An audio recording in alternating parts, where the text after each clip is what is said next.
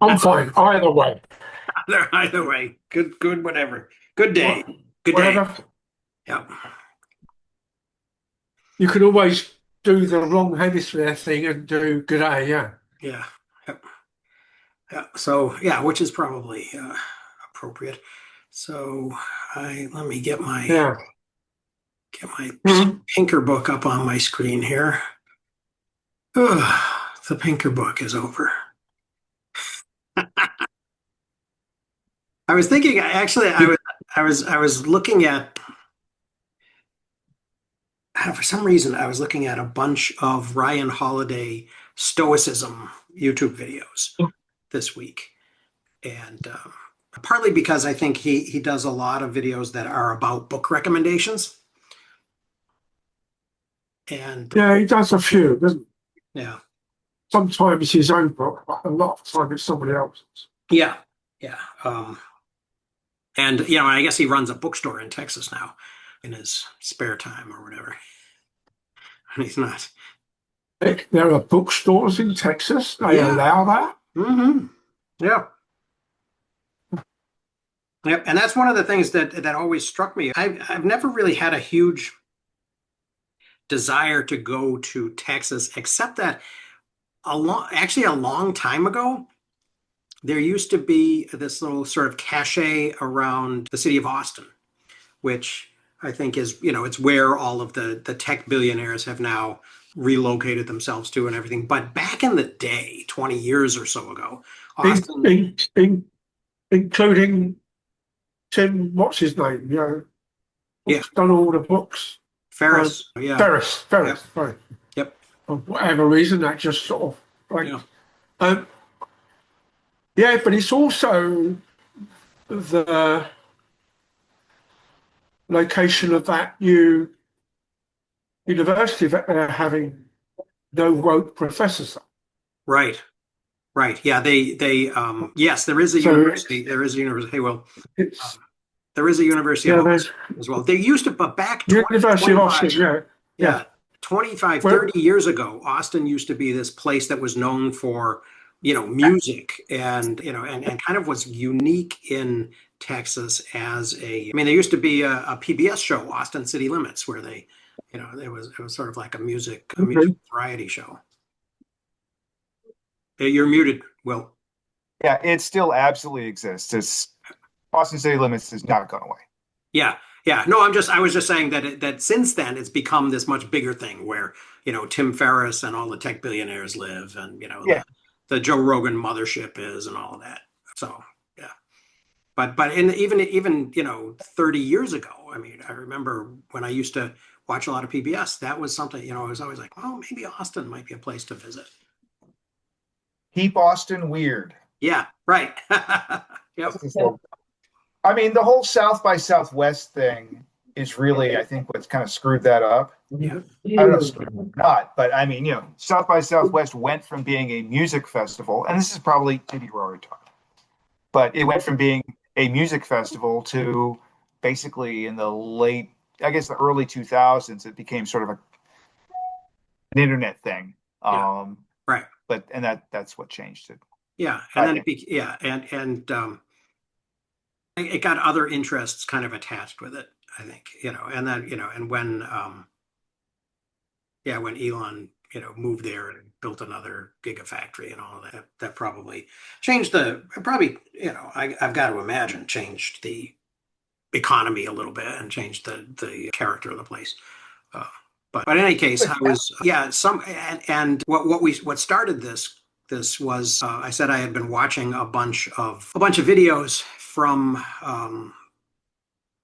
who did I say? Ryan Holiday on Stoicism, and it came out in those that he has a bookstore in some actually smaller town. I imagine it's near Austin, but I don't know exactly where it is in Texas. And I was just saying that I've never really had a huge urge to visit Texas, but it looked like a very inviting bookstore. And I love little indie bookstores. So yeah, so Did maybe you see Slackers back in the day? I'm sorry. Did you see the movie Slackers back in like 1990? Oh God, maybe I don't remember Which anything of it. It's a day in Austin, Oh, a okay. day in Austin. It's a spectacular film. Yeah. First Yeah. of the Richard Linklater films, and a Oh, great okay. place to start. All right. That's why. That's why. And Also, I know people in it, so yeah, yeah, exactly. I Nice. was thinking we know a guy. I know at least one guy. I mean, I haven't talked to him for decades, but who was it? He was the Seth Fruit Loop. Spicker is in it. Seth Spicker. Yeah, Seth Spicker. Grew up one of the guys. Was he the Fruit Loops guy? I forget. No, He was the Smurfs guy. Smurfs guy. Yeah, Wow. Anyway. Crazy. Anyway, guy. So Dan, way I back think from the you would old like this neighborhood, film. huh? Yeah. Yeah. Nice. Yeah. Nice. All right. So yeah. So I was So what thinking about Ryan Holiday, I was kind of killing time, and also hey, I mentioned it because one of the things that I've been watching a bunch of Holiday's videos have been book recommendations, and so I did. It did occur to me that God, I've never read 48 Rules of Power, and maybe that's something to put on the reading list, or one of those, or maybe even a classic text. Chris, you had mentioned at one point, maybe some great booksy, adjacent sort of stuff, and the Meditations of Marcus Aurelius might be something in that. Although I don't know how much, how long we would want to spend on it, how much we would have to say on it, but it might be something to explore. There's one experience I'll mention that I've had recently. There's a group called the Catherine Project, which I'm pretty sure I mentioned to Dan at least once as a model for some of what I think he wants to do. But it's essentially a great books reading program.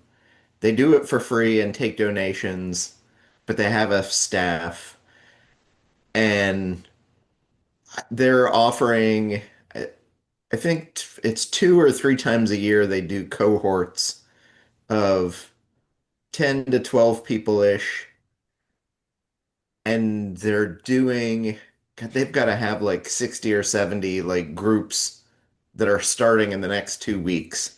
So they took applications in November into the beginning of December, then they go through them and they sort people out based on preferences for which books they want to read.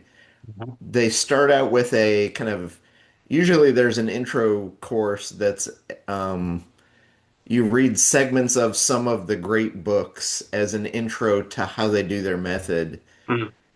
I did one this last fall on, there was a group that read Erwin Schrödinger's What is Life? It's a set of a couple essays he wrote in the 50s. Mhm. And they do like one chapter a week. So at our pace, like we're blazing through these books, and they go at a snail's pace. They're reading like a chapter or 20 pages a week, Mhm. roughly. And then they spend an hour and a half and talk only about the text. Somebody is, assigned every week. You're supposed to come up with a question based on what you read to begin discussing it. And then they pick away at things. And generally, you're admonished not to bring in outside material. Don't mention outside movies, no outside books that you've A read West that Wing relate. reference. Every now and then they'll allow a passing reference to what did Plato have to say about this kind of thing. But Mhm. it's really, we're only going to go based on what the text is. And if you try and bring something in, the leader of the group will like say, no, we're not going to do that. We're only talking about what's in the text, Mhm. That's very which is Plato-y. Yeah. a fascinating like way of doing things and totally antithetical to what we do here every week. Because, Yeah. you mentioned West Wing and now I got a drink. Sorry. But it's interesting to see it, and it's closer to I think what the original model of the Great Books program was about. Yep. But and the don't mention other things is meant to, for beginners who haven't read or done those things, it's meant to not give other people power in the conversation Mhm. over basic texts that everybody should read and know about. So you should be able to bring with you nothing else but just what's in the text and what can you suck out of it Right. as the thing. So, Right.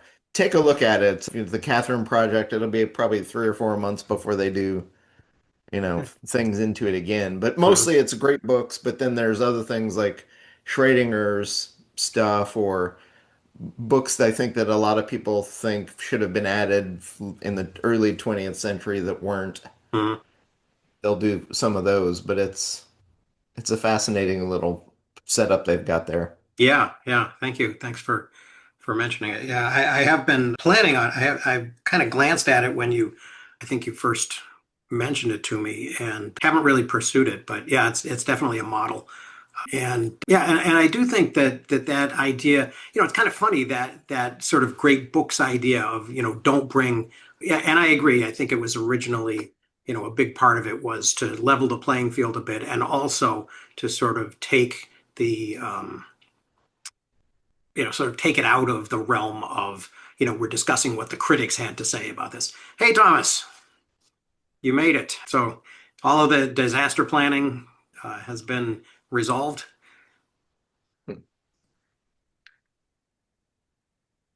Yeah, you're muted. Now I can hear. Yeah. Okay. So I thought you were going to be a little bit later based on your Me too. plan for disaster. It long lines, like 45-minute line in Trader Joe's this morning. Mm, But it wasn't as bad as I thought it was going to be. good grief. Yeah. But no toilet paper though, right? I did that yesterday because I had needed to do paper towels and toilet paper during the week, and I'm like, just kept on putting it off. I'm like, I should do this, Mhm. and I've got a store within walking distance, and I was happy that I walked, but the 15-minute run that it usually is was closer to 50 minutes. Wow. And I was just like, this is going to be bonkers. But Yeah. there, I haven't been out. News was I was sort of briefly considering going out this morning to the market and getting some food for lunchtime. I'm out of eggs and cream and things like that. So I thought, well, okay, maybe I'll do But that. you've got more than enough ice lying around, I assume. And I looked at my little weather widget and it said it was like 19 below, and I thought, well, okay, maybe I'll do that after the book club meeting. Yeah.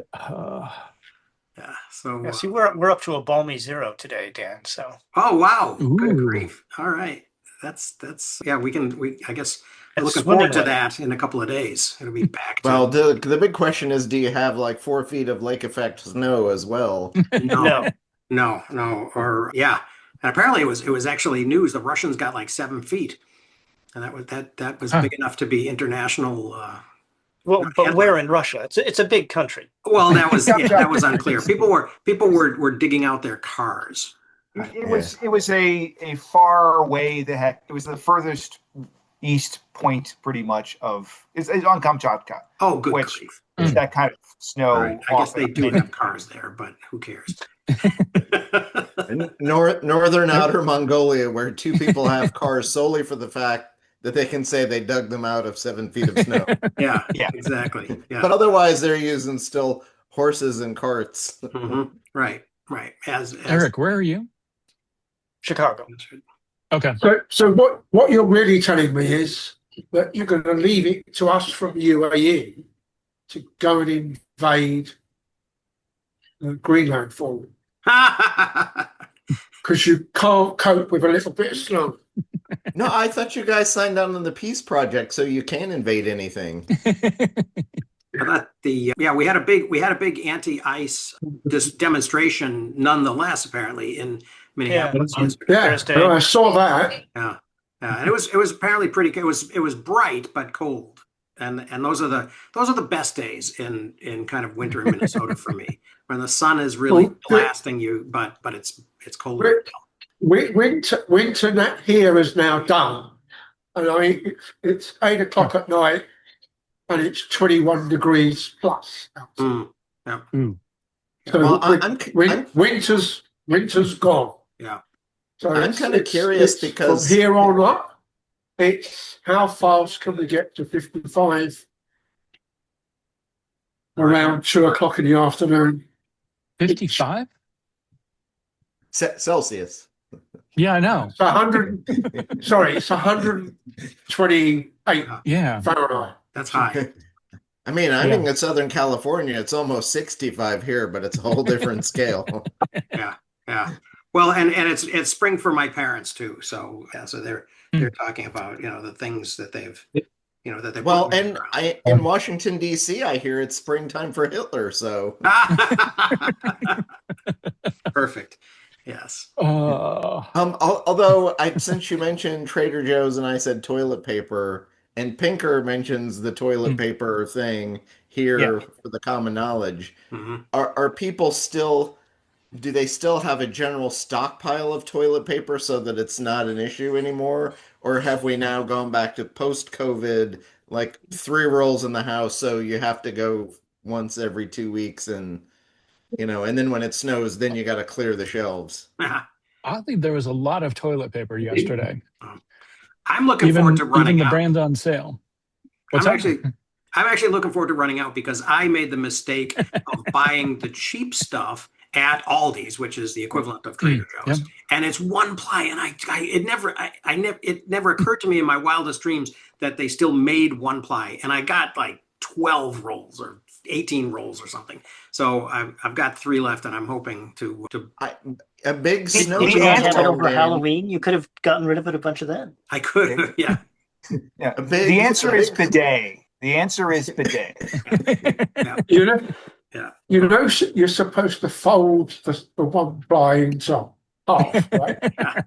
Well, I fold it and fold it and Yami fold it and style, fold get it. it like- I mean, even when I'm blowing my nose with it, I fold it. You know, I got half a dozen or maybe Yeah, 4, the- plies going. The important question, because everyone knows that everyone knows, half of us are folders and the other half are bunchers. Oh, Are you a folder or a buncher? what do you I mean, think? Tim, What do you think? surely With there mine- had to have been a Seinfeld episode about that. there should have been if there wasn't. Yeah, I'm OCD enough that I'm a folder. I think Tim would understand because when I lived in England, I ran into medicated toilet paper or treated, and it's like wax paper. Ooh, And the boarding house I was staying in, the woman who ran Which- she thought Americans It's- loved it. It's And polished. It's not Yeah. waxed. Yeah, So it's it's- weird. They run it through rollers rather than just lift out the fibers out the tank. oh my. So Yeah. yeah. That's treated with something like Dettol Mm. Mhm. as well. So it's IZAL was the general brand, but it was Huh. also World War II stuff. Mm. Yeah. Not sure whether the new stuff is new or whether it's still left over from 1950s rationing. Yeah. But I must admit I haven't seen it for ages. But it comes on rolls, but it also comes in packets that lift out like post-it. And it used to be the standard stuff at school. I do denser, smaller rolls like this because No. rolling the regular toilet paper through your typewriter just it's not going to work. Right. Oddly enough, just so that we could get bookstores back into the storeroom Thank you. and keeping it on toilet paper. A few years back, I was working in Jeddah and in a bookshop, and I realised there was a big, thick paperback with a bright yellow spine, and I thought, I recognise that. Christopher Hitchens' My God is not great. last big book, where it was like a whole amalgam of a load of essays. Mhm. But on that particular job, there were 40,000 car park spaces. 60, I think it was officially 65,000 seats. There were 40 odd restaurants. There was not a single place to dispose of a lady's sanitary towel because there were no women's toilets. And the biggest question the client had on that project was, what toilet paper are you going to provide for different classes of restaurants? And it's like, I wonder what the energy bill is for this place. Type thing. That's my thing. And their biggest question was, we need samples of all the toilet paper you want to use. And it's like, okay. And that's where it got to, other than, can you cut the line? It was a King Khalid Sports Centre, the first big international football stadium in Jeddah. So you could see it. You could see it from the satellite Google pictures quite easily. And it was the biggest mosque I've ever done. It was it has its own mosque. Wow. Otherwise, it looks exactly like the Emirates interior-wise, the organisation interior. It looks exactly the same as Emirates ground for Arsenal, similar things like that, which I've done bits of. But that's bookshops and toilet paper. What I could grab out of my quick read of last week was, did we get anywhere with suggesting what might be next? For our book? Yeah. Yeah, the Immervar How to Hide an Empire. All right, because I saw Emin at the end of transcript. Yeah.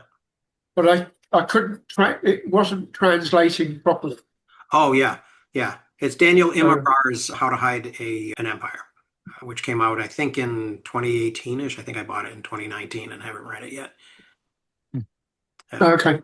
Yeah. So to get to kind of although I'm not feeling a huge rush to get to this, because I don't have that much to say about the last three chapters here. We ought to at least kind of wave at them. So the first one that we had on the schedule for today, chapter 7, was the one about, innuendo and bribing the cop and inviting someone to come see your etchings and all that sort of thing. Which is all, it's all useful stuff. Like, if you got nothing else out of this book, knowing how to, and knowing that you can invite somebody up to see your etchings, and separately knowing that you can always bribe the maitre d', and it always apparently works. I didn't even get, and the thing about the bribing of the maitre d' seemed to be a real indication to me that he's coming from some other world in which a maitre d' would be even conceivably offended by, somebody trying to slip them $50. It seems to me that there's nowadays there's a much more prevalent. I haven't known that many maitre d's at Michelin star restaurants, but I've known a lot of hostesses and and people like that at places, and it seemed to me that was kind of nowadays considered to be just an appropriate compensation for the job that they do. So yeah, a pre-tip, or well, and I think what's interesting is everybody knows from having watched movies that in the movies you try and grease the maitre d'. Mm-hmm.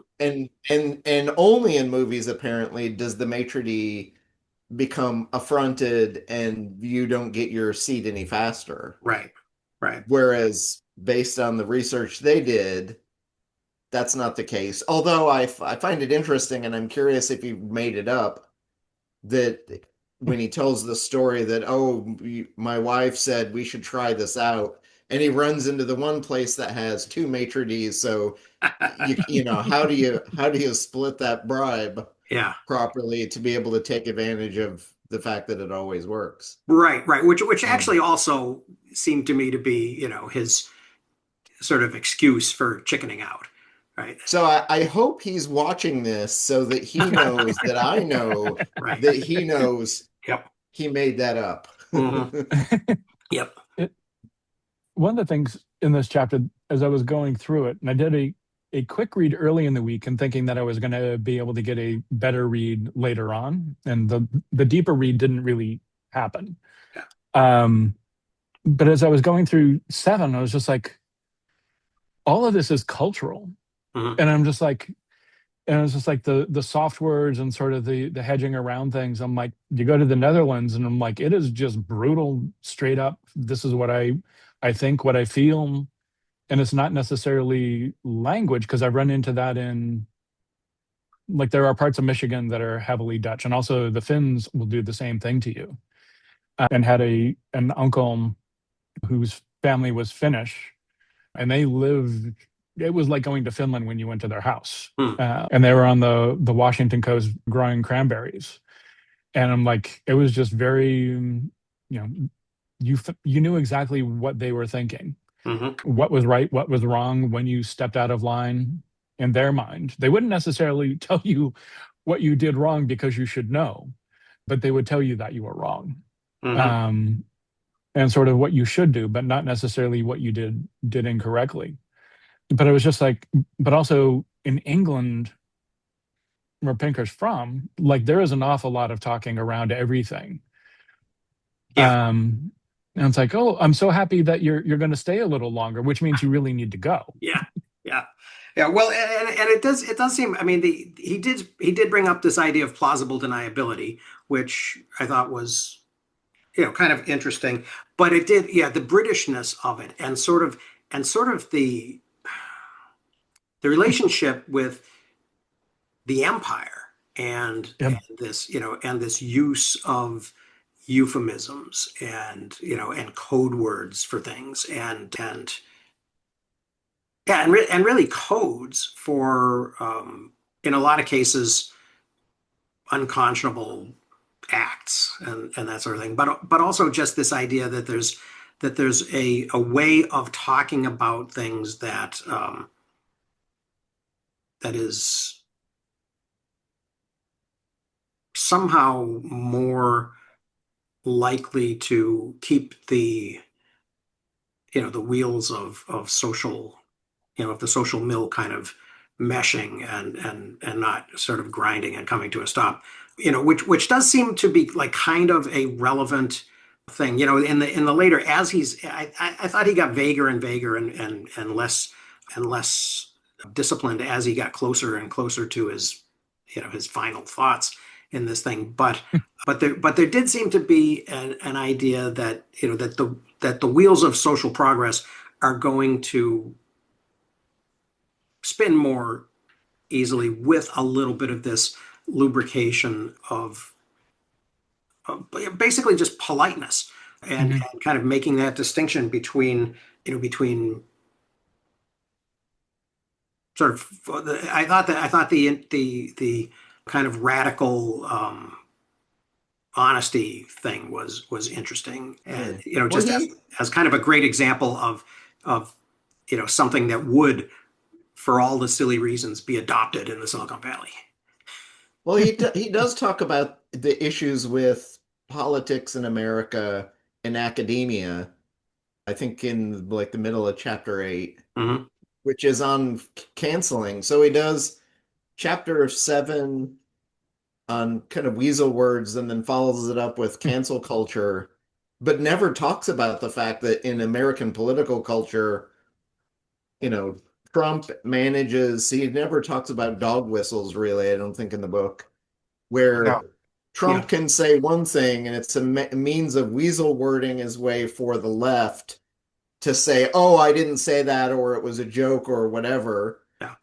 Meanwhile, it means something totally different to the far right, Mhm. who get rallied behind it. Right. And Yeah. we're not, we, the country just doesn't seem to be able to come to terms with those two things, which is really the point of what a book like this should be. Yeah. But because even though he's tenured, one of the most tenured guys in America, and he really probably could write whatever the hell he wants, and nobody nobody, people would attack him, but they're going to attack him anyway. Right. So he doesn't care, and he's not worried for a job. Mhm. But it's like, here, use your platform to do the thing you need to be doing, and he kind of is not. Yeah. Yeah, and it explicitly talks about, again, I put something up in the forum that I'd read like a couple of months ago. I remembered reading this and I found it again. And I want to get back actually to the chapter 7 stuff, but I did want to really quickly mention like his whole woke, it's like talking about how horrible cancel culture is in Harvard.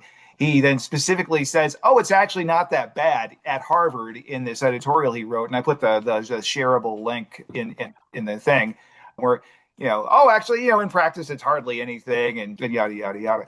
But I do want to go back a little bit, and particularly Thomas. I mean, you were saying about the bluntness of the Dutch and the Finns, and I've been to Amsterdam, and I've certainly seen the bluntness, but the thing that I found most interesting in the Weasel Words part, and he didn't talk much about, was I don't know why I found it most interesting. Maybe I did, but maybe because I'm single. Was the sexual negotiation?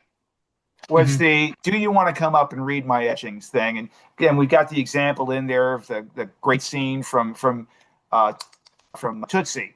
Where a guy comes out. She says, "Oh, it's just somebody just came up and said, can't we just have sex? It's just asked me to have sex," and he actually doesn't. It's like and I'm curious, Thomas, is because I didn't try and I've never tried to chat up a lady in Amsterdam. Is that level of bluntness, or in the UK for that matter, is that level of bluntness that we're expecting here really different in different cultures when we're but particularly in that when you're chatting up, when you're saying, "Hey, do you want to?" I'm just curious what your take on that is. So I've been to bit Amsterdam when I'm of that, and rolling all of that together for a moment, particularly starting off from 47's dog whistles. I'm wondering whether they're eating the cats come from in that context. But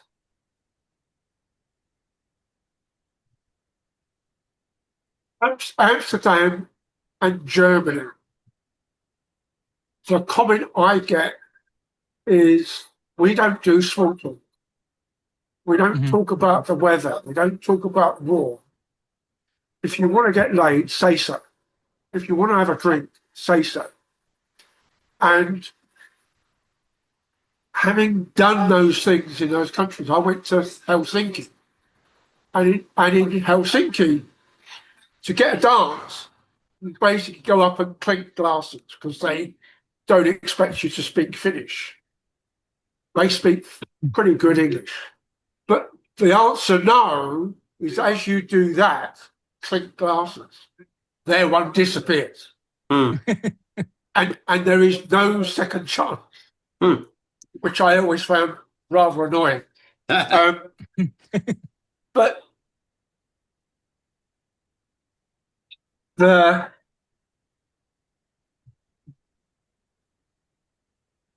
one that I really like about the euphemistic stuff, going a little bit back, but to stay on track,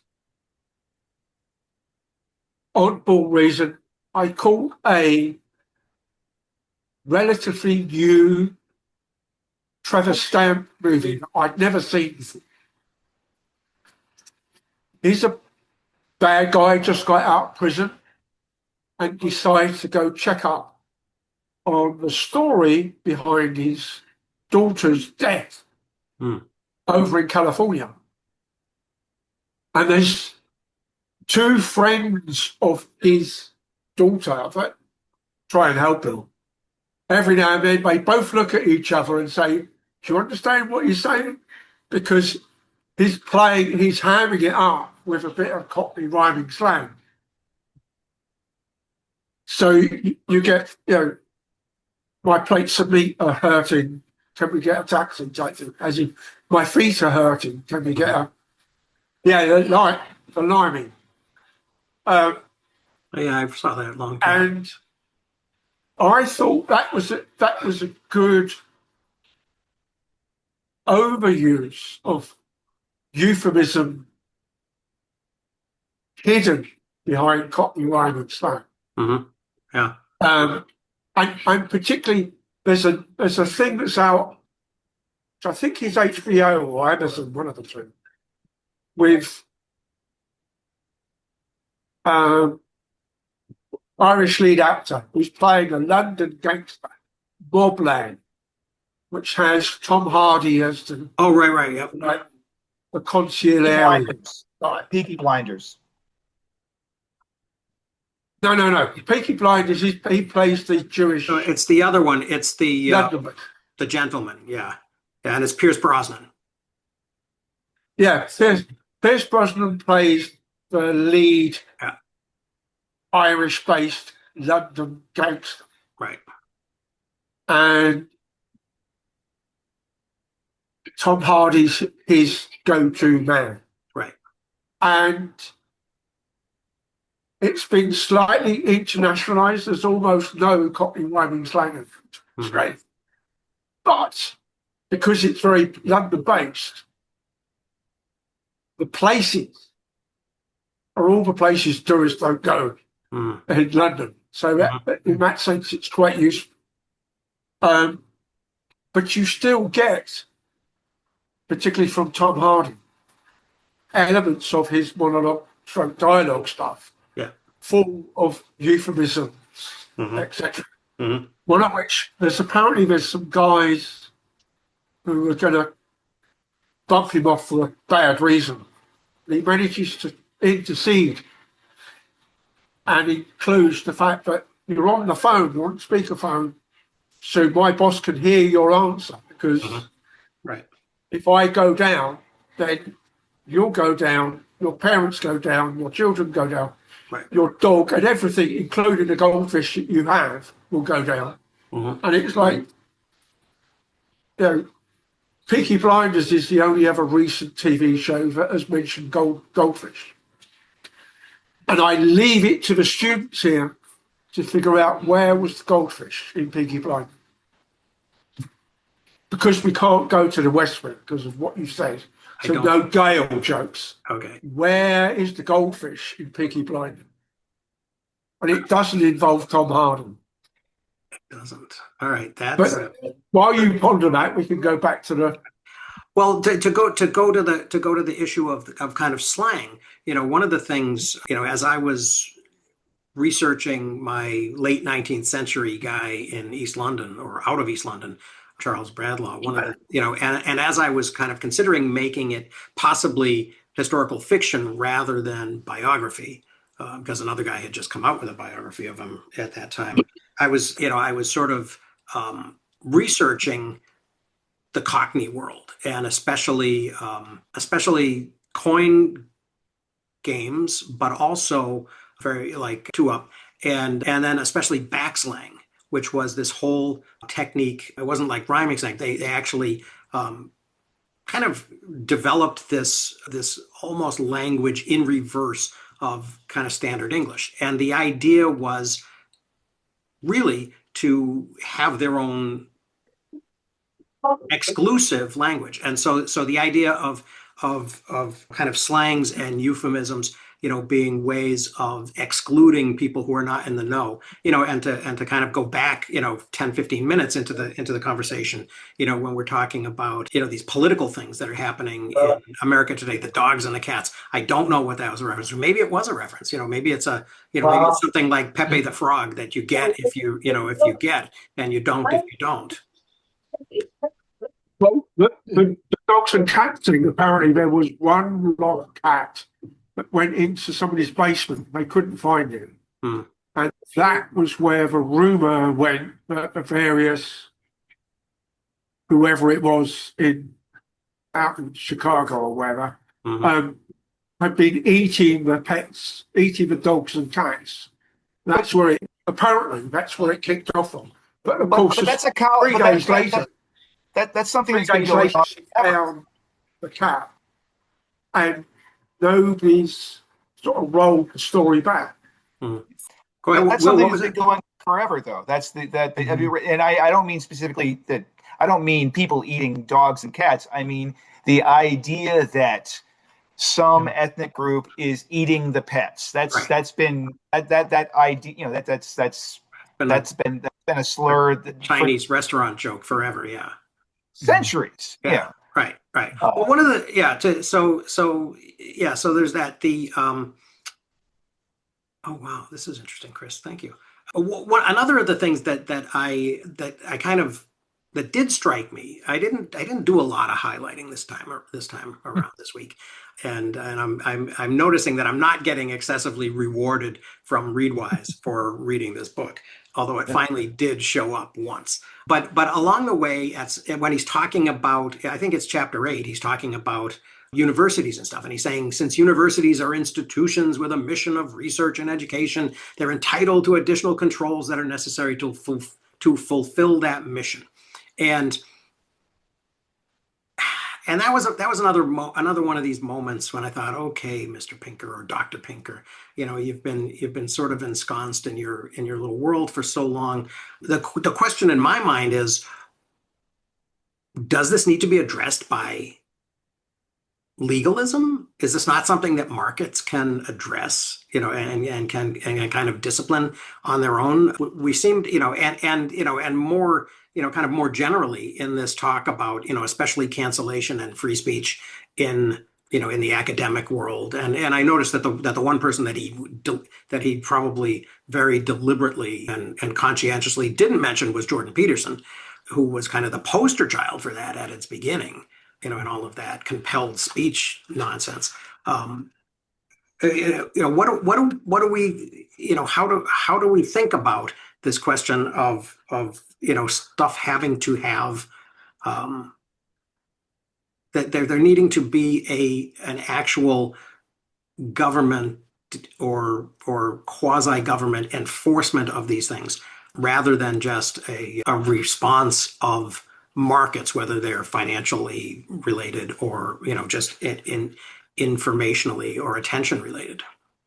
Well, so before unpacking some of that, I found it interesting that Pinker said it talks about kind of free speech in colleges and what is the mission of a university. It's to further knowledge and educate is what's written in the charter. And then he immediately says, but most of the professoriate thinks it's to do, social equality work. Almost in the same breath. I think he put a period between the two sentences, but it's the same thought. But he does that at a space where, um, we talked about the context of how the British will say things and the language is couched. Free speech and the ability to say things and make arguments in a college space is a dramatically different context than free speech in the broader public square, because the what you're trying to do and how you're doing it is dramatically different in the public sphere than it is in a college classroom. Very rarely do I hear anyone say, and people may get into trouble because of it, but if you're the professor and you take the devil's advocate position, you might say things that totally could be taken out of context if recorded by a student that Right. would immediately get you thrown out because they just sound so incendiary. Mhm. And no one mentions the fact that, yes, you were playing the devil's advocate to make the argument, and I vaguely worry about it here because we record these and throw them up on YouTube. Yeah. And I love nothing more in my life than playing devil's advocate and playing the bad guy role, even though I totally don't believe any of the shit that's coming out of my mouth. Mhm. And it's almost like, I will make stupid Charlie Kirk arguments with people to try and point out what they're missing Yeah. and why certain forms of argumentation just really are crappy. Mhm. I mean, the last like 6 months, my favorite genre of Instagram video are the people who play full clips of Charlie Kirk and then tear him down because his argumentation is just so sloppy. Mhm. And but he goes into university settings to do that kind of thing. But the problem is he's not a professor who knows all the rest and can take his own argument down, and he Mhm. doesn't make an effort to do so. He's taking the easy cheap shots rather than yeah, let's actually sit and have a conversation and really tear this thing apart. Right. He has faux arguments, which, and in doing that, he's teaching the people on the far right how to throw these same arguments out in their own daily conversations for groups of people who just are not taught how to argue, how to think, how to break a thing down and build it back up again to come to some semblance of a truth. Mhm. But it's also done in a way because, and I'll bring this up because we've talked about, we did the Lacey book and the great books thing, and we have talked in the past about um, kind of the intellectual haves and the Harry and Mary beer can have-nots who don't have access to better education, and so they're arguing at a lower level, and because they don't have access to it, yes, academia is the boogeyman because they don't understand it, they don't have access to it, they can't try make an attempt to argue at that level. Whereas, you know, Adler and Lacey and all the great books people, the whole point was, yes, you can, Plato and Aristotle are accessible to the everyday person. You just Mhm. have to spend some time and make the effort. But in, our current media environment, it's a whole lot easier to just sit and scroll when you come home from an 8-day shift or an 8-hour a day shift and not try and engage. And Right. it's a whole lot easier to be upset. And I think that's where he totally takes all of that cultural milieu out of his argument, which is fine. He can do that as an academic. But Harry and Mary Beercan, who might actually pick up this book maybe, are not going to see that piece of the argument at all Mhm. and realize what's missing. So the and in particular the far right who likes to make these arguments about, yes, let's cancel these university professors, Yeah. let's take down university presidents in Congress because we can, are making disingenuous arguments at the level of Harry and Mary Beercan for political points rather than let's actually see what's going on in these places, Mhm. and is the FIRE group on free speech, are they making real arguments or are they just, Right. to put Harvard at the dead bottom zero level of the free speech space, you know, Yeah. Well, and I know university administrators who really not only hate FIRE now, but hate FIRE 25 years ago. I mean, I've been aware of them for a long time, yeah. and I know senior communications officers for massive R1 universities who hate them with a passion because every time they deal with them, they're stepping into a political breach that they don't want to be in Mhm. because FIRE doesn't seem to get what's going on. And Specific to they very specifically, it's like we're pretending we don't know to try and make. but again, specific to the whole, Harvard getting, ranked zero, which again Pinker specifically calls out in the book. But Mhm. a month and a half later, in this editorial he writes for the New York Times, he says, "Oh no, that doesn't even pass the smell test. Harvard's awesome. And there's no, Well, it's but again directly contradicting himself." right, but that's also, I mean, that's also sort of part and parcel of his. He can't possibly misunderstand what Harvard is. So I have to assume he's deliberately misrepresenting what Harvard is. Harvard, this idea of social equality work and of any type of engagement with undergraduates at Harvard is bullshit. Harvard is not about teaching undergraduates. Harvard is about research, grant supported research and publishing, right? And so and I think that is, you know, and to whatever extent undergraduates are involved at Harvard at all, they are being granted access and membership to a social class, right? Not undergoing some type of educational process. They're also being used as reverse paid labor in that research enterprise because Oh yeah. Well, what you get out of it, it's not just the social stuff, but you go as a student and then you generally you may be given credits for it, but usually you're volunteering as labor in those research labs to do those things to try and get into the professoriate yourself potentially mhm. and into that research enterprise. And so you're paying, you may be, if you're the super rich kid and you're paying full boat tuition, in some sense you're paying to kind of be in those spaces to get the experience, but instead of doing it as a free intern from outside the university, you're paying into the university to Mhm. have access to that. Right. Um, Yeah.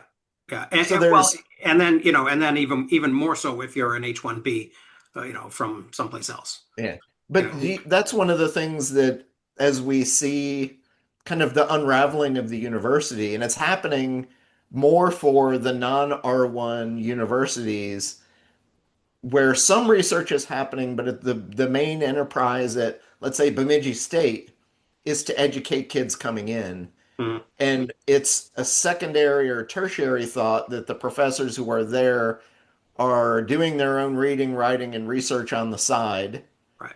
And they're totally, uh, they're totally sidelined in that enterprise. Mhm. Whereas at the Harvard, what I like to call the hype, the Harvard, Yale, and Princeton's of the world, it's the enterprise is really about the research first Yeah. and the teaching second, third, or fourth down the line. Mhm. It's the making, he says it's the making of the knowledge. Yeah. And then all the other things are just icing on the cake. Right. But as we defund universities and fewer people go to university or get that education, there's a bigger gap between which universities are going to live and which are going to die. And it's the ones who are teaching, they're going to slowly die. They're dying faster than the big R1 places where we're pumping money in to the high-end research. Mhm. And the question is, how does Harvard unbundle itself as that happens to become just a research only institution versus, or maybe, there are a few places like, in fact, relevant to this book, there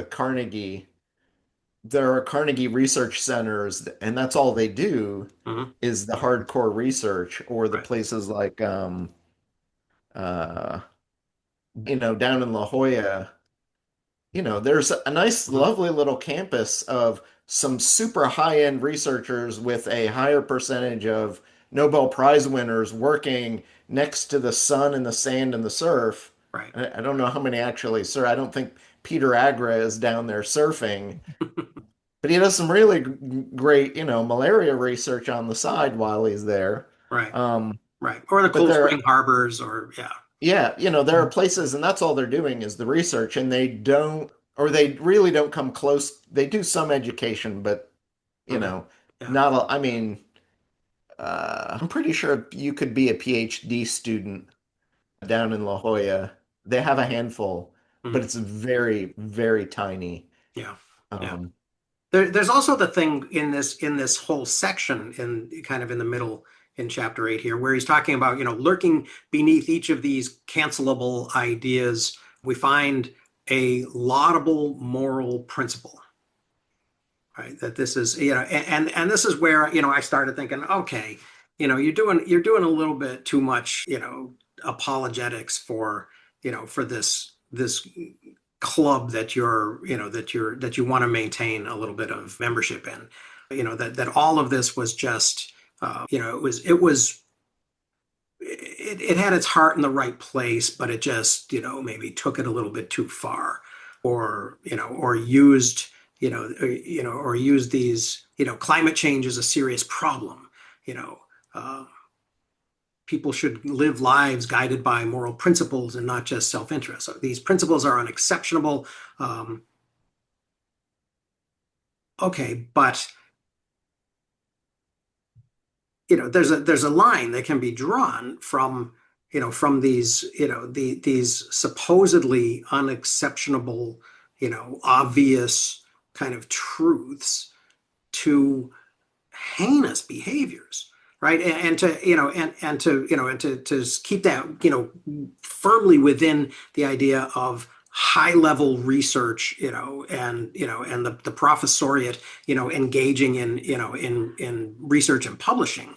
The cancellation of, what was his name, Jay Bhattacharya at Stanford, by Fauci and Francis Collins, because he happened to have produced a statistical analysis that questioned the both the level of contagiousness and the level of severity of COVID very early on, I think is an example of this, right? That this is something that, okay, if you want to be very generous, you could say that, that this, may have come from from a legitimate, concern, and from some type of public spiritedness, but that's only one of many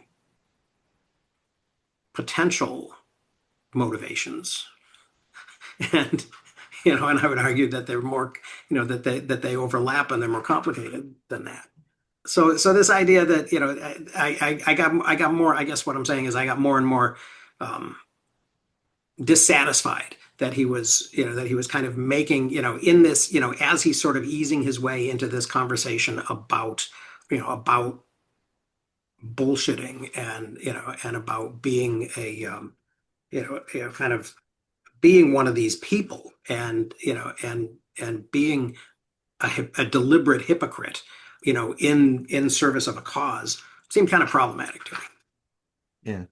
I don't think I'm kind of curious, and I've never seen any PR or news stories about it that kind of go back and cover COVID and say, there were, for the decade before COVID, there were this many deaths and per year, and then during COVID, and even if you individuated on the individual countries, during COVID, there were this many other deaths, and here's what the death rate went from, 100 per thousand per, There's a ton of research, and There's a ton of I'm research. sure it's out there, but I never saw any of it really enter the zeitgeist. Well, it depends on which part of the zeitgeist you're talking about. I mean, if you're talking about You the know. part that read, the real Anthony Fauci, the RFK Jr. book, they're probably more, they probably are more aware of that. But there's a lot of, there's a lot of people who, who just sort of refuse to even look at anything that's in that because of the source, which they believe is. the I mean, Excess deaths, the whole excess deaths, again, I'm in New York City between 3 different hospitals. And trust me, in New York City during COVID, we were very aware of the whole excess deaths thing. Yeah. It was extremely, we had 950 people dying every day, which was way more than the normal day. In the course of like 2 months, in the block across the street from me, we had 26 people die. Normally, you would not have 26 people die across the street from me. Again, it was very much in the news in New York City. Well, it's just started coming out, but we're now a year after the Eaton fire, and there were, less than 20 immediate deaths because of the fire itself. And, most everybody was able to get out and escape. But there now is research coming out saying the incidence of respiratory and heart issues, there were probably in excess of 500 additional people who died because of the fire, because of the secondary effects of living in a smoke plume, in addition to the stress of fleeing your house and being away. In fact, But is that getting publicized? Is that getting publicized? Question. I'm paying attention because I pay attention and I've been affected by it. I also guarantee you know, I'm at the point in my life where, I think most of the senescence research is kind of showing there are 2 points in your life, roughly in your 40s and then again in your 60s, where you very visibly age much more quickly than you do in other parts of your life. And as somebody who's sitting at 50, I I think I both look and feel like I've aged 10 years in the last year because of this thing. Whereas, I should have lasted longer into my 60s before this amount of aging has hit me the way it has this year. So I feel screwed on all the fronts. That's unfortunate. And my wife literally for the last 6 months is like, "You're making an old man face. Quit doing that." And I'm like, apparently I leave my mouth open, like, I don't know what it is. She's Oh. like, you're just not getting out enough. You're not getting enough social exposure. Oh. So maybe I don't do it on these videos, but Well, maybe the good news is now that you've crossed that barrier, you'll be ageless for the next 40 years. yeah. Well, it's like they say, it's the best part about being over the hill is you pick up speed on the way down. Yeah. Yeah, what Dan was saying though is, I think, he throws out a bunch of things, says, "Oh, this is obvious that that most that wiping down things and cloth masks, etc. This is just obvious that was stupid in retrospect." Or and then the exact quote here is, "Were based on no scientific evidence and were imposed by demonizing or suppressing what turned out to be reasonable criticisms." Yeah. Again, Well, that's just stating that, or stating the similarly, half of these so-called cancellation things are just, oh, somebody was just asking a question. When you've got, the guy who's talking about, hereditarianism is blatant, his scholarship sucks and he's blatantly a racist. He was just asking questions all the time. Oh, I'm just asking questions. It is obviously sometimes people are just asking questions, sure, but most of these I'm not going to say all, I don't know all, but most of the actual the examples he gives are not people who are just asking, people who are actually, doing bad scholarship and have real agendas they're trying to push. Mhm. So Mhm. it Well, was disappointing because it made it harder to actually talk about the, the again, he's straw manning. Yeah. So right, anyway, but what actually, I mean, in terms of what's happening, that he's describing in the academy, what is it that makes it harder to kind of separate these things and to say, oh, this is bullshit? I mean, and if we take it's been done excessively with climate research too, right? That there's been all kinds of anti climate change, research or research that that seeks to contextualize the problem, meaning minimize it, and but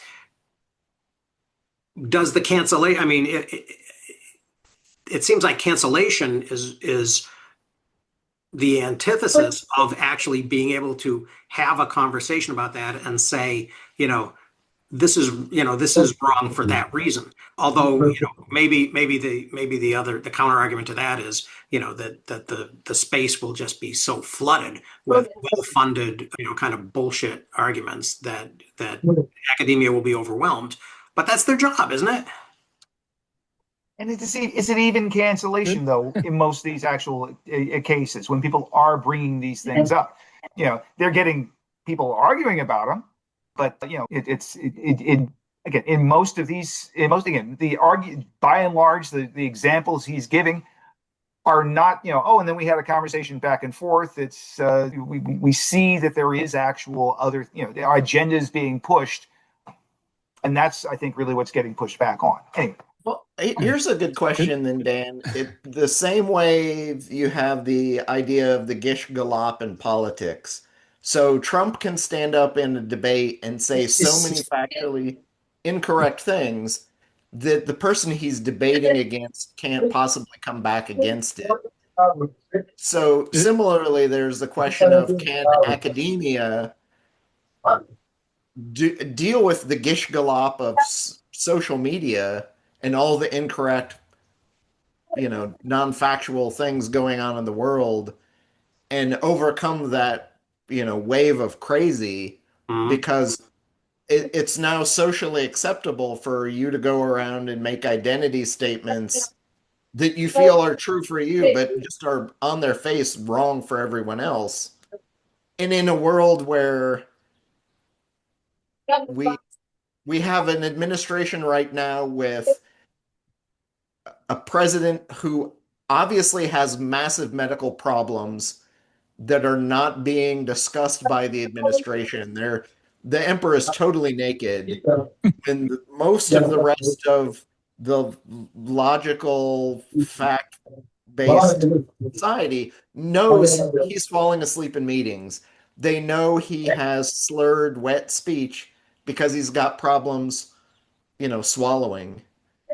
He can't string two sentences together. Yet the administration he's totally fine. It's the same administration who excoriated the prior president, who was in much better shape. How do you face those things? And that's the whole point of the book is the knowing what everyone knows that everyone else knows, and it's common knowledge. President Trump has issues for everyone but his own administration. Mhm. Thomas.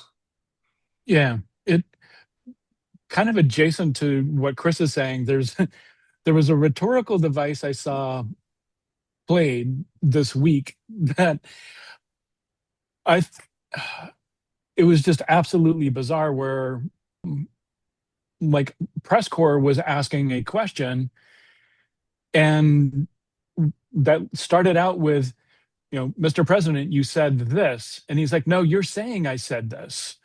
And it's like the journal, and it just becomes like a Chip and Dale, cartoon where it's like, no, you did say this. This is why I'm asking.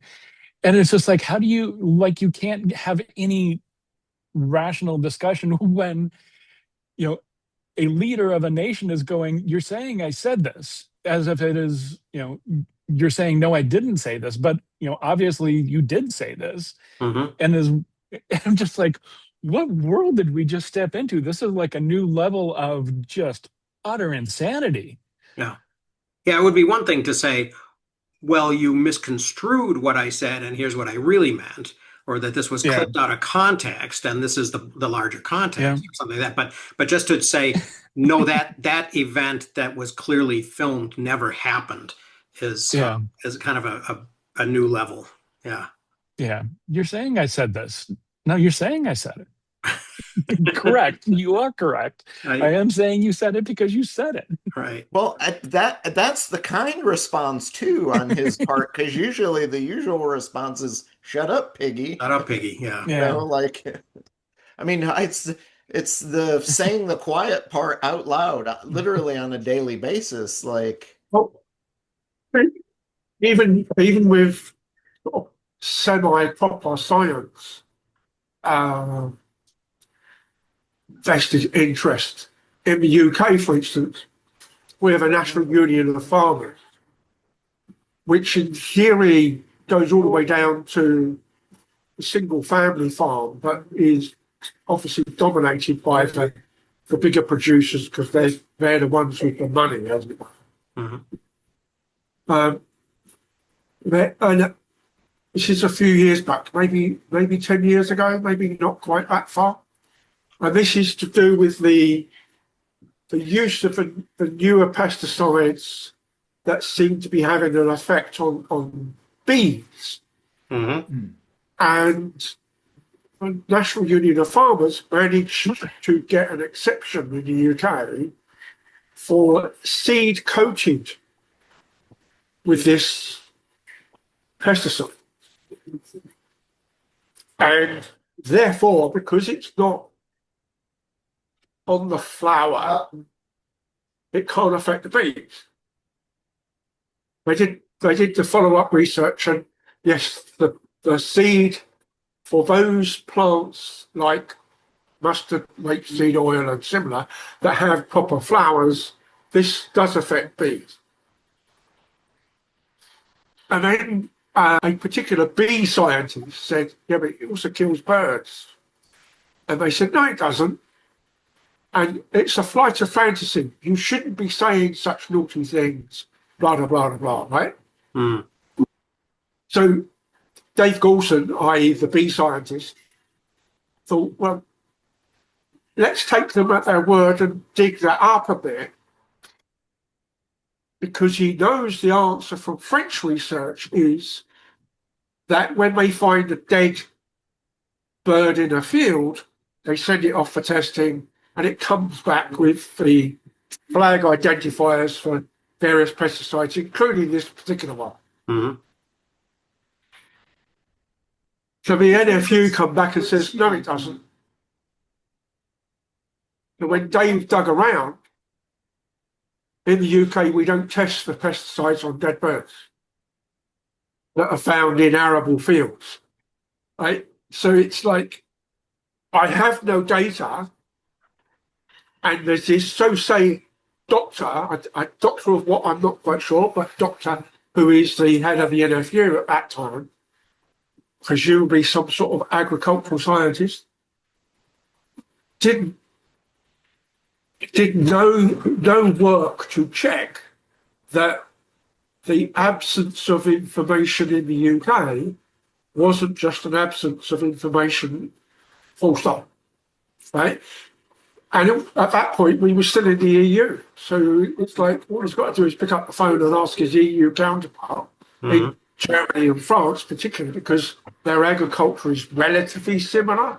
It's not like he's throwing up, you know, Sicily or Spain, where the agriculture is radically different. Yeah. And it's that I see so often with things like privatisation of the water system in the UK is a good thing. Yeah, if you go and read the FT, it's a good thing because they talk to shareholders. If you go and talk to the people working at The Guardian who look at environmental issues, their concern is the various turds floating down the river that didn't get treated in the overflowing sewage works. Why is that a problem? Yeah. Because the water companies are making a profit by not investing in the sewage works because it's not their number one item, because they're looking to produce water into the property. They're not that worried about what comes out. They got given it all in the first place anyway. And yeah, and then there's the windmills versus cats, or no wind farms that you can see on Google Maps, by the way. Yeah, well, it's funny because what we've gotten to here in this, you know, and it's probably evidence of the kind of poor quality of Pinker's summation of his argument. Birds are totally not real, and birds are fake. But this, I mean, what we've gotten to is, you know, is sort of this conversation about institutional lying, right? And kind of bullshit and that sort of kind of plausible deniability and all of that, which is just, I guess for me, dissatisfying at the end of this, you know, of this book that's supposed to be about common knowledge and the difference between, you know, shared knowledge and actual common knowledge, and where, you know, and where the edges of those things are and what the consequences of those things are. And I do. The tough part is we haven't read his book on rationality to push the two together and glue and bind them, Oh my God. you know, inexorably. My God, it was yeah, that one set of paragraphs where each new statement had a link to one of his additional books was just a bridge too far.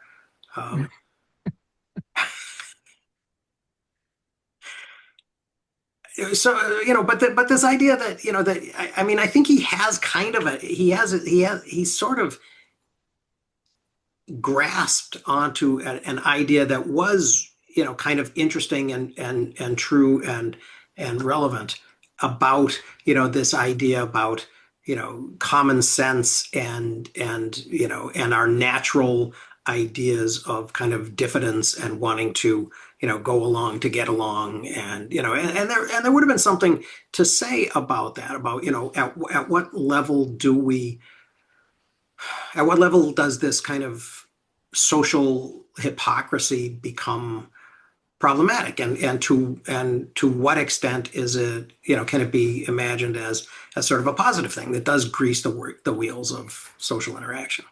Yeah. Well, it was interesting, and I heard the speech, but didn't hear the attribution. But my presumption was it was the Canadian Prime Minister giving a speech at Davos this week, essentially saying, we've all been going along to get along all this time, Right. And I think he used the parable of I think it was like a Russian bread store owner, who put up a sign in his window every day that, kowtowed to the, It was know, Václav Havel from yeah. Czechoslovakia. It was Václav Havel. Was it? Havel. And so Okay. it's from Czech. But yeah. Yeah. But it's like, hey, this world order has been going on because we've been going along with the US to get along, and it's obvious we can no longer do that. And in some sense, yes, it's one thing to ride the coattails of the US, who's idiotically willing to spend inordinate amounts on the military, Mhm. which this week even far left Democrats voted to push through billions of dollars in funding for the military in an administration where they know that's not a good thing to do, but because that's what America always does. Mhm. And how does the rest of Europe, band together to fight against it? Yeah. To do something. Yeah, well, Is- and it is.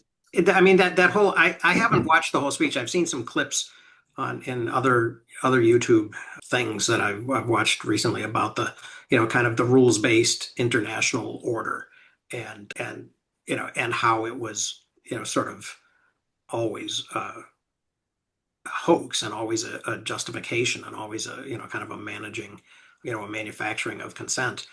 But the it'll be interesting to see kind of what the implications of that then are taken to be.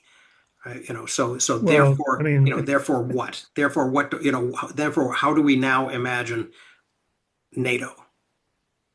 well, yeah, I mean, the implications, I think there's kind of new stuff that just now happening. Canada has opened up its collaboration to include China. Hmm.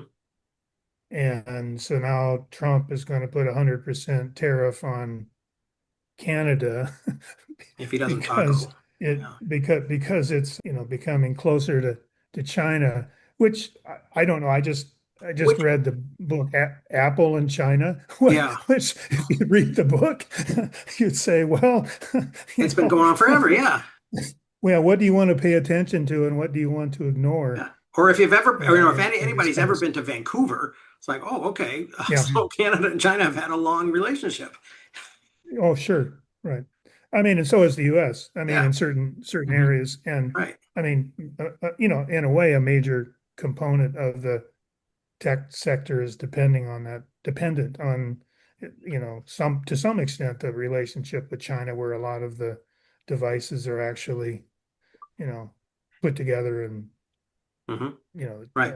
Right. Well, and a lot of, and there is some truth to the idea that, a lot of, Chinese grad students, come over here, Sure. and on H-1B visas and go Yeah. home with, proprietary material, non-public information in their heads. Right. that then, find their Well, way out to market in a product from Huawei or something. So, Right. Well, I mean, I don't know. All I know is from that particular book, and a secondary claim made there is that you know because we're doing all this stuff, we should have access to understanding the software and and so that's what we expect. mhm. And so you have different kinds of levels of interaction depending on whether you're talking to the company working with you and with the governments at the government level. Yeah. Yeah. So do you want to talk about what you had put in the Yeah, community sure. forum? Okay, let's Well, do I that mean, now. obviously, if you kind of understand what I did, it, so I'm reading this book, right? And so I'm an educational psychologist, and that's what I taught. And I was trained with school psychologists who are primarily trained to give IQ tests. And so I've taken all I'm qualified. I was at one point a qualified examiner and, understand all the background and intelligence testing. Um, so it's natural in teaching future teachers in Ed Psych. There's a chapter in the book, and you talk about it too, that would involve, different kinds of testing, aptitude testing, achievement testing, et cetera. And, why we have both kinds, for example. Um, Simply put, the IQ test is primarily used in schools as a diagnostic instrument required to certify kids fall in certain categories, which brings through that categorization the authorization of funding. So if you have learning disabled kids, you have to prove they're learning disabled based on usually professional administration and interpretation of tests, et cetera. So anyway, there's a legitimate reason, my point is to engage with that topic with people who will encounter it in various ways in their work as teachers or administrators or school psychologists or whatever. And of course, when here's the example, here's the top example of in higher ed of a touchy subject and how it's handled and should it be handled. What comes up, the thing I did in part, I mean, never criticized. I was thinking about that, never really criticized by administrators or other educators, but you do get it. I mean, I did get an occasional comment in my student student evaluations about, talking about race differences in intelligence. So I know it struck some students in a way that you never really had a chance to explain to them, although I thought I had. And I mean, so the stuff I put in to the community forum is kind of just a real quick summary of my talking points and my logic in that, look, it's a fact that there are race differences in achievement or both achievement tests and aptitude tests. You can't say that doesn't happen because that's real. The real issue is why and what, and those are the difficult questions that are kind of hard to tease out. Part of what I mentioned is at one level, it doesn't matter because if these test scores correlate with achievement, you could ignore the test scores if you want, but that relationship between whatever the test measures and achievement is going to exist whether you talk about it or not.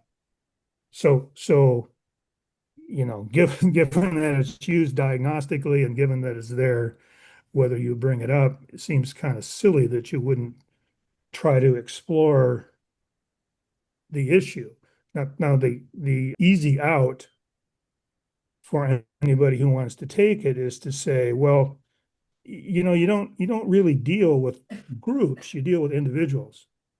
And the fact that there's a group average difference doesn't tell you anything about the capabilities of any given person from any group. you Mhm. you work with that person.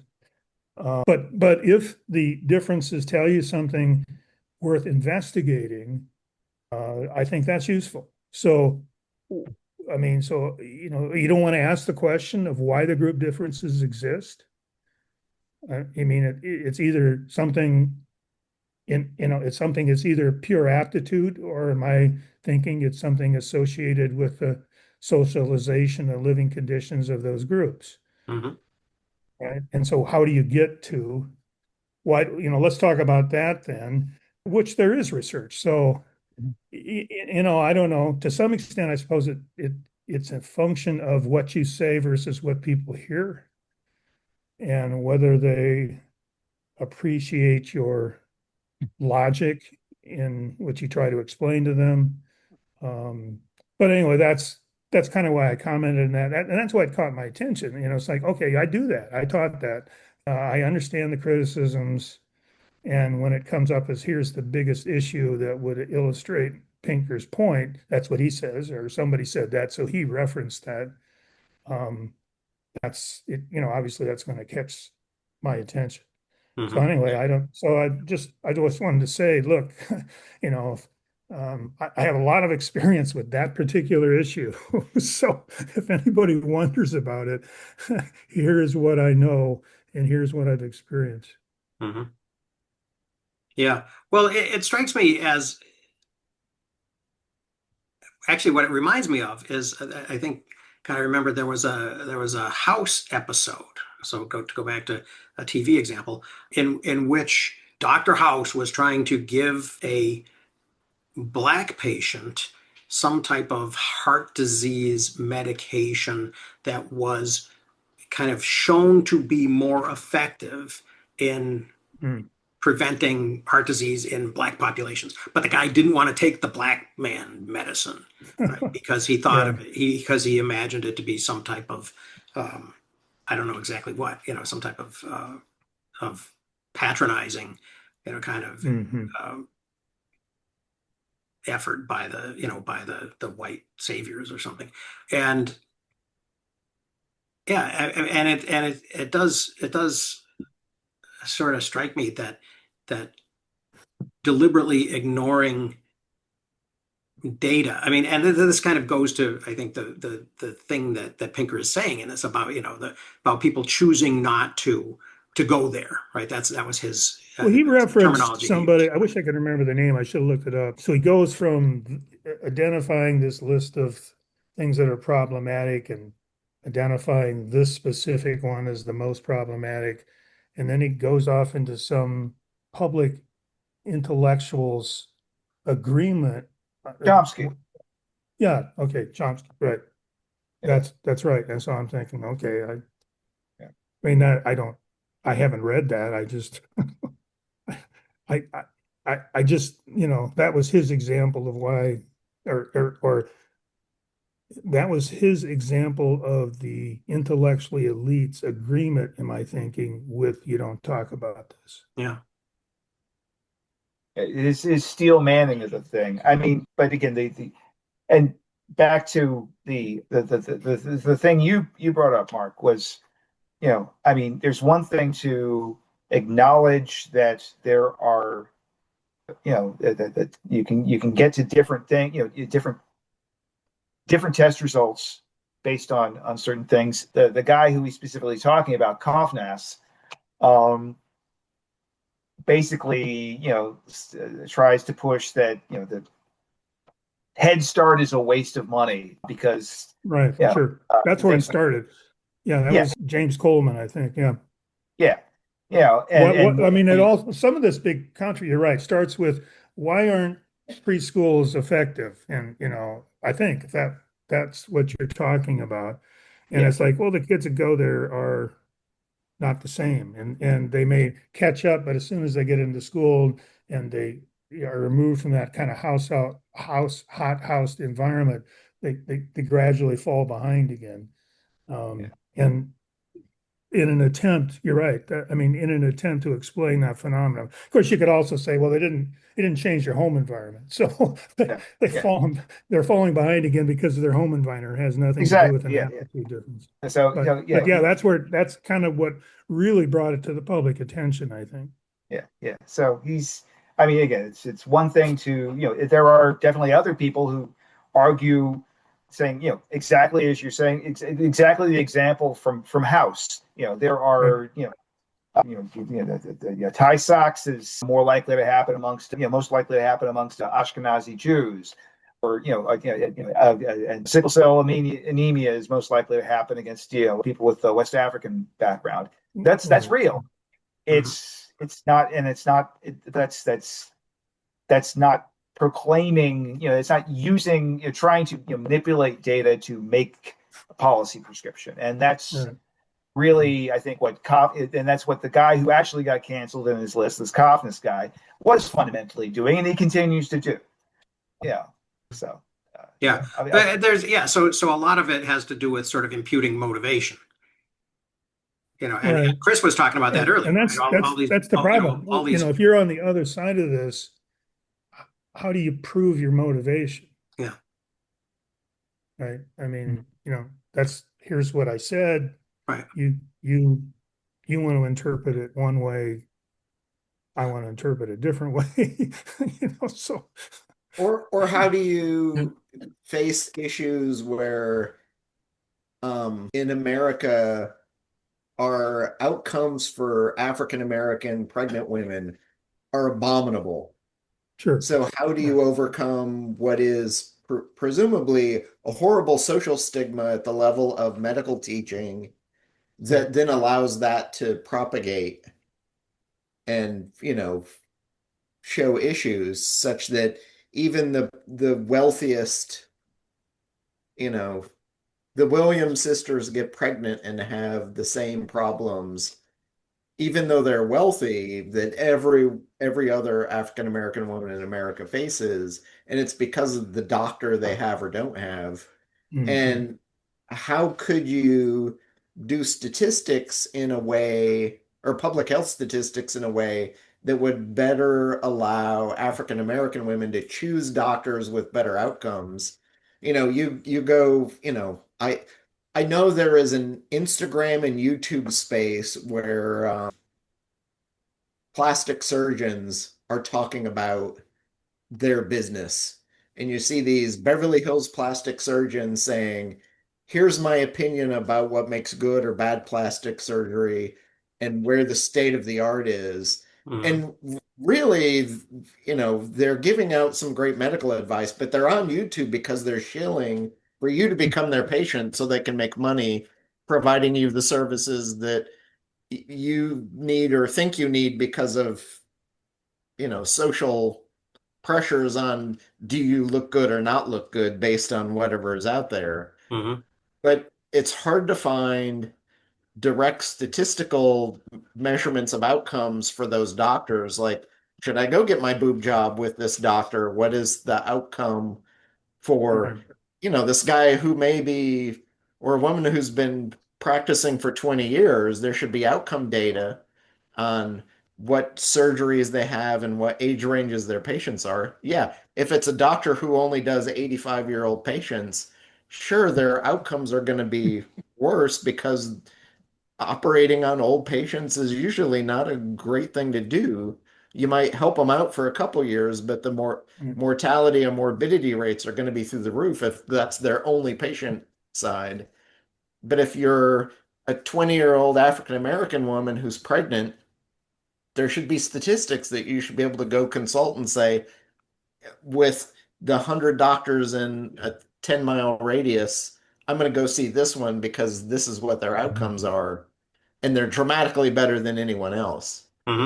But we don't, there's not enough data collected on this stuff to be able for people to make those informed decisions. And so you have to, you have to trust somebody saying something, but suddenly you're preeclamptic and your doctor just poo-poos it because, oh yeah, that just happens all the time and we don't care. And then suddenly you're dead. Like, where's the recourse? Yeah. Well, it does, and that's actually a more serious example of that question I raised earlier about when is it appropriate to use kind of legal tools and levers, and when market tools. This would be an example where it has to do with valuation of different classes of people's lives, right? And so so arguably something that shouldn't be left to markets. Yeah. Or if the market was going to do it, the market essentially has already said your life is not valuable to us, so we're not even going to bother collecting the information. Mm-hmm.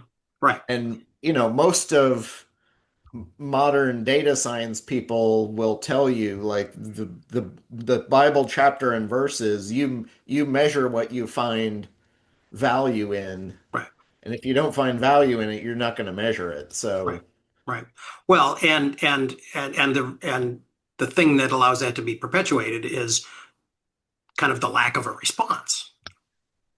Right? That people that we as a society and the people who are affected by that don't respond more forcefully to that statement that the society is basically making, that there isn't any value there. Right? I mean, it's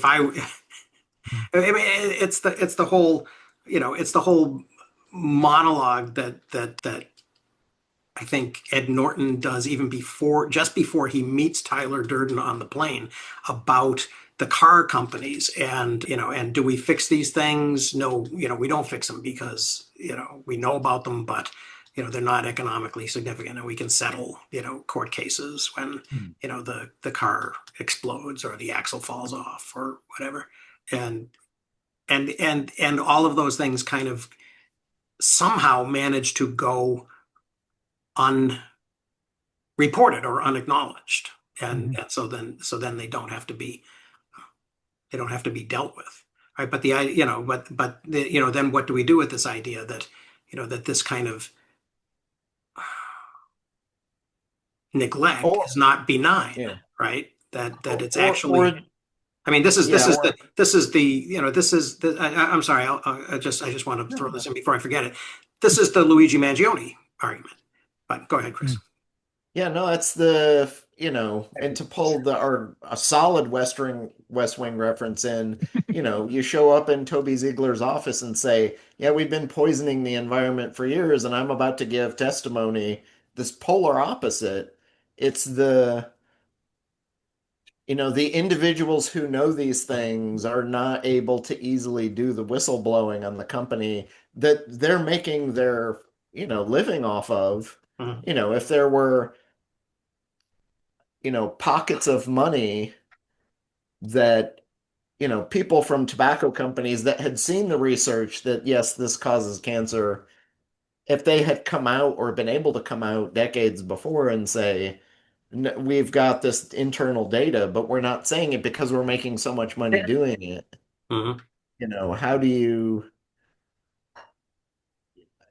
you redirect the thing? You've got Coca-Cola has built up this massive empire, and they're employing hundreds of thousands of people, selling sugary drinks to people who probably shouldn't be drinking so many sugary drinks. Mm-hmm. How do you suddenly, when it's a public health issue, how do you as a politician say, yes, we've got to limit these things, but then that puts all these people out of work, making that thing that's hurting us. It's Coca-Cola took cocaine. They took the Coke out. They took the Coke out of Coke. Yeah. But to me, the other way of looking at the number was the one that's in that Malcolm Gladwell, where they were trying to work out why does this B-17 come back and the other one did, and they were going to put the reinforcements. Oh, right.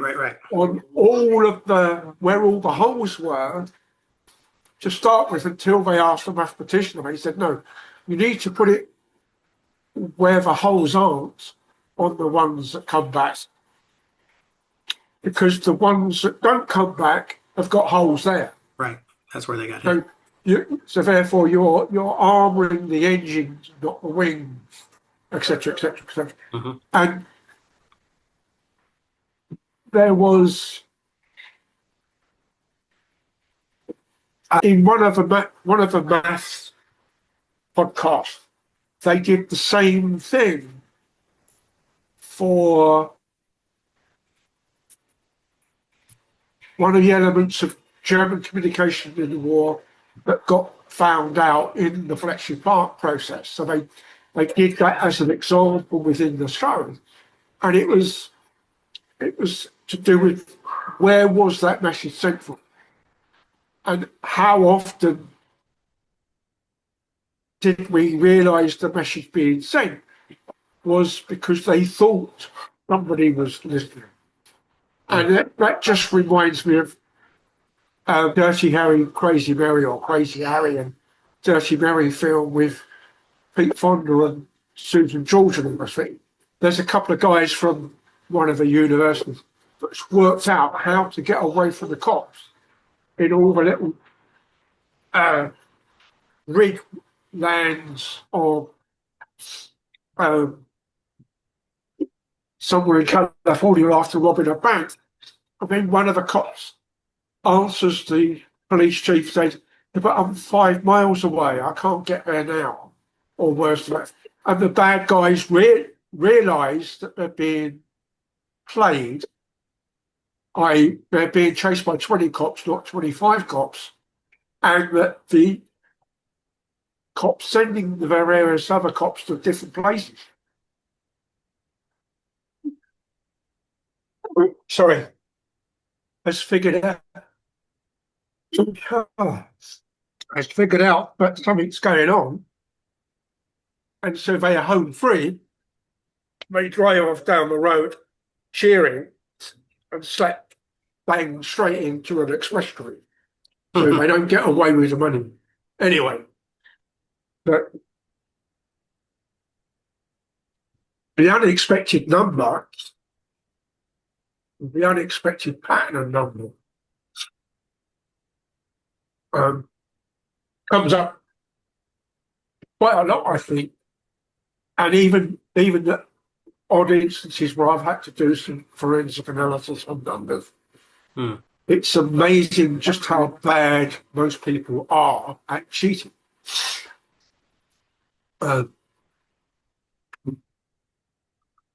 So what is the... Oh, go ahead, Tim. I thought you were done. And I think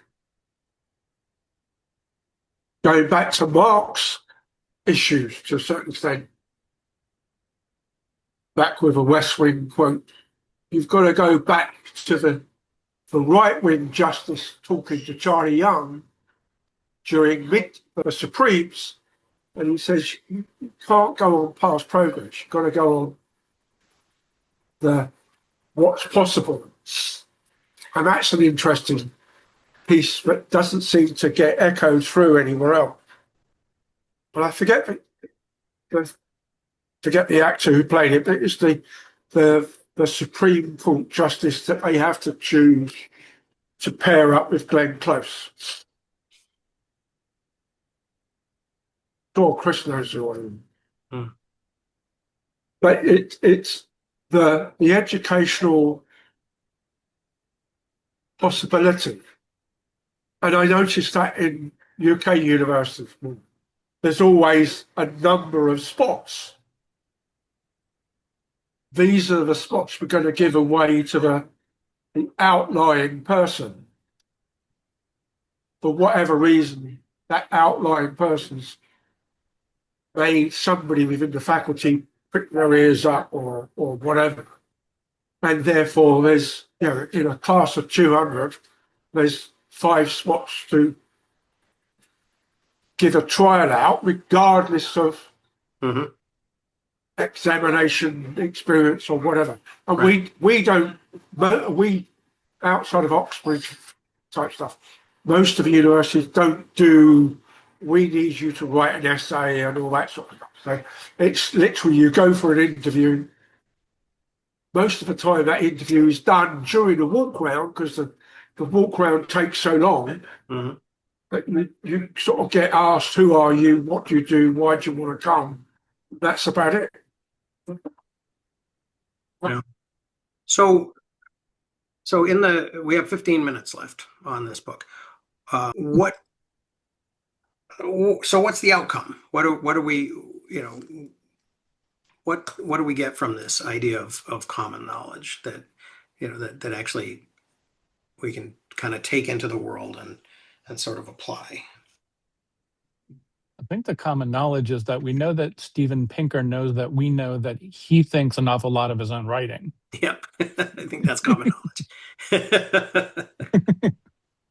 Yes. Yes. And wants to sell some of his back catalog. Yep. At least reference some of his journal articles that, you got to pay even more for than his books if you want to download them outside of academia. But there were probably a handful of quirky little things that I put on my list to follow up, to read some journal articles, to get more in depth than kind of his, broad brushstrokes version. Mhm. Is, it's not a broad brush, but, maybe a medium brush. Yeah. Because one should always have a paintbrush by their desk. Never know when you're going to need to varnish something. Well, this one I use for dusting off typewriters. Oh, okay. That's right. Occasionally even my keyboard on my computer with all my old gray hair falling out. But there were, and I think actually the last three chapters were some of the more interesting ones, because I've seen and read most of the game theory stuff in the earlier chapters. So it wasn't, it's obviously it's a topic of interest to me, but was not, hey, I got to do this. Mm-hmm. But some of the psychological, how is this stuff applied in everyday life?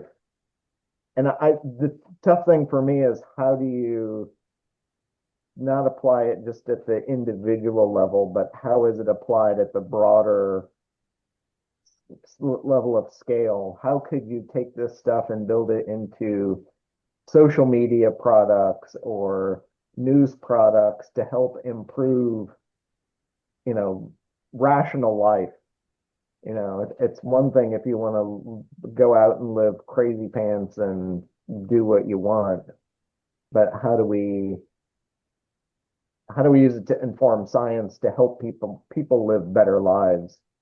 So we look at and we talk about public health, but how do you look at this as public mental health from a political standpoint? Mm-hmm. Yeah. And he doesn't provide any of those answers really. It's a research starting point of here's where you could. Yeah. Here's the minimum, and then where do you go from there? Yeah. And that's what I had hoped there would be more of, but found none. Yeah. For me, it was kind of two things that were sort of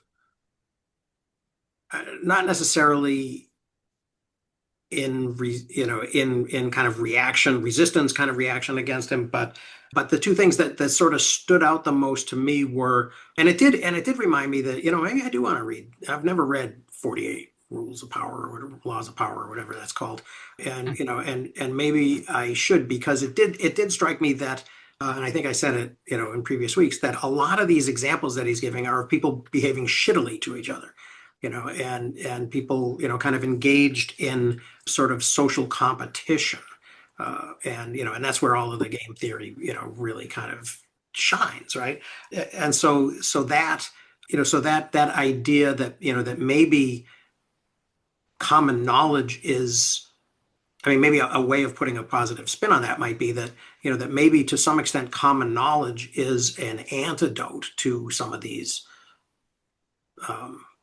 destructive social games, right? Knowing that everybody knows that the emperor has no clothes, might be a disinfectant. So that's one thing that I got out of it. The other thing that I got out of it was actually kind of in criticism of him, because I do think that most of the time he seems to be unaware that there's a difference between the reasons that people do things and the bullshit rationalizations that they give for having done them.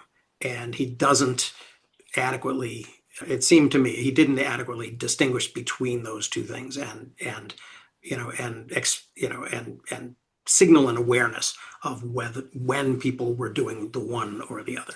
And so that just highlighted that for me, that this is an area of kind of concern and an area of interest that needs more attention.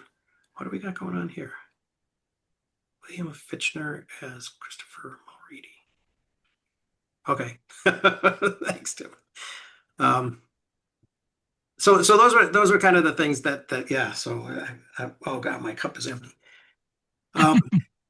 But so those were kind of the major things for me. But maybe that idea of common knowledge being a disinfectant, being the light that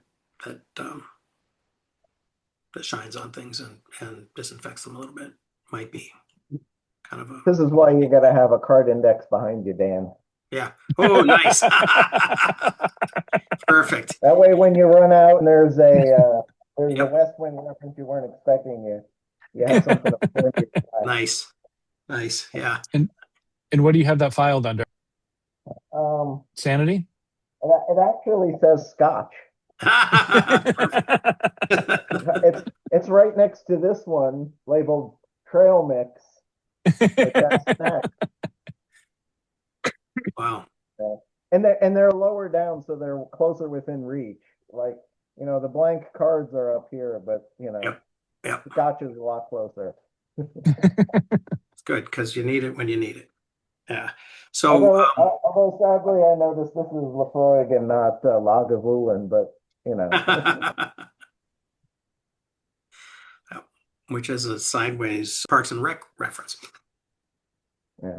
Well, no, there was also it was a Martin Rees episode where he and Toby go out and he goes, "Oh, usually you got Lagavulin at these events," and then they go have a drink and talk about IRA representatives visiting the White House. Mm. God, we're horrible.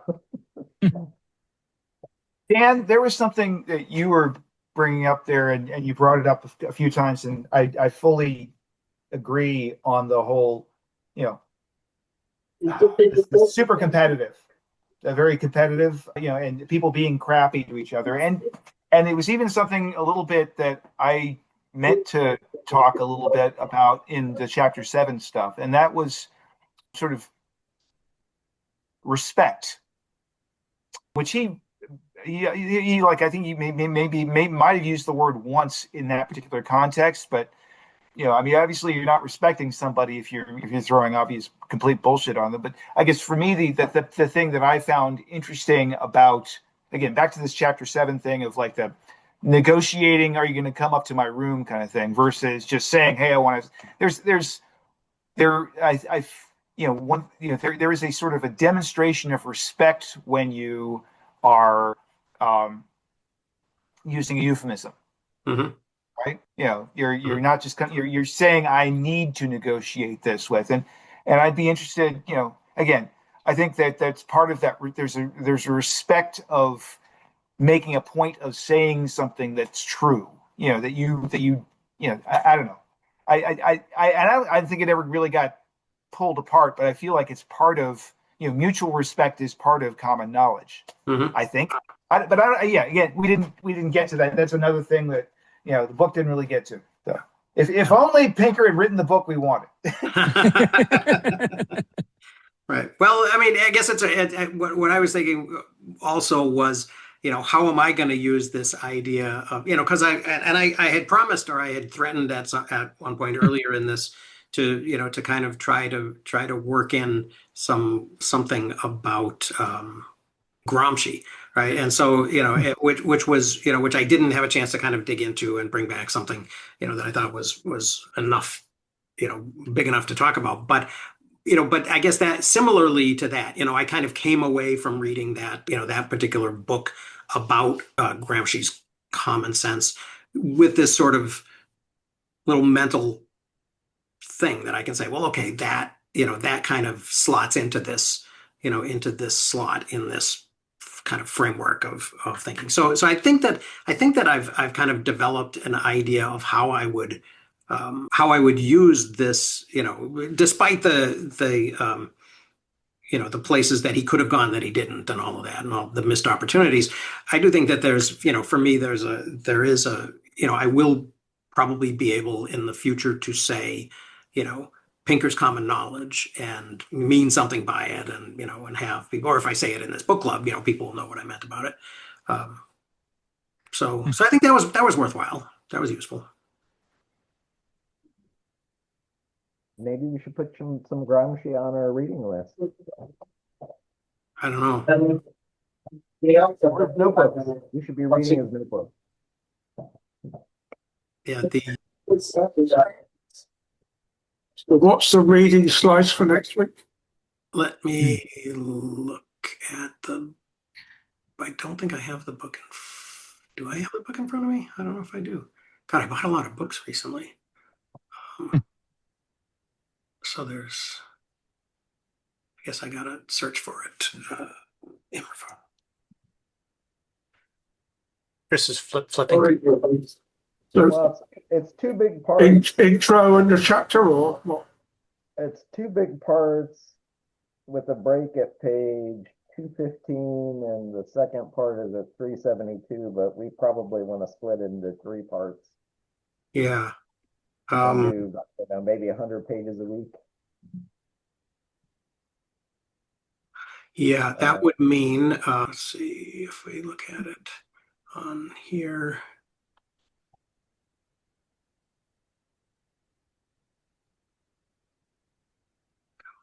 Move along there. How to Hide an Empire. Here we are. So part one, the colonial empire, it goes 187. That's a long way.